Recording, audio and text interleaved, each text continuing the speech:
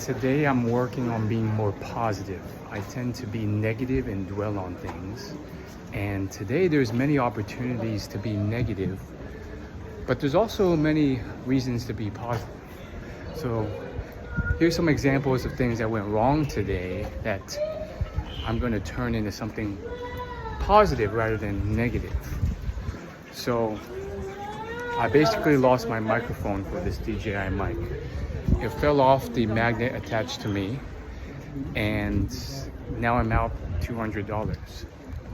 Now, typically, I would be very upset. I would dwell on it for a long time. I'd be angry, negative, but what's gone is gone. It's a lesson learned to be more careful with what I hold. So rather than let this self-inflicted injury hurt me for days on end, I'm gonna say, you know what, this went to someone who probably benefit from it more. They can probably resell that and then make their lives a bit better with the money they made, because they're probably not going to use it. Like it's paired to this receiver, so it'd be hard for them to use, although they could switch the signal. So basically, like everything negative that happens, like if I drop and lose 20 euro, that's going to go somewhere positively to someone else rather than me get all bitter and upset. I'm literally walking through and vacationing in Nice, France right now, which is super fancy and nice. Not many people get the luxury of ever visiting here. So that's something to be blessed and happy about. It's actually quite nice here. And I've been traveling for like almost 5 months now, through all over Asia: Bali, Japan, Korea, Vietnam, Malaysia, and now all through Europe. I was just in Paris and London. So not many people get to do that, so I'm very grateful. If I'm out $200, not a big deal. Someone else deserves that better than me.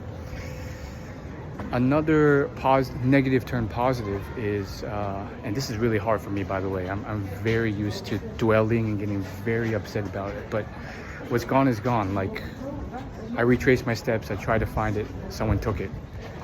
Like, it's amongst the thousands of people who live here now. I can't find that mic again. But another thing that I can be grateful for and positive for instead of negative is, a few days ago, I'm part of this program that teaches personal development, networking, dating advice.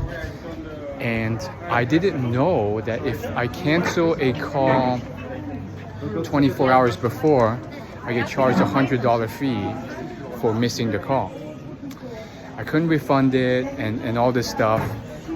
And so I could get very upset about that.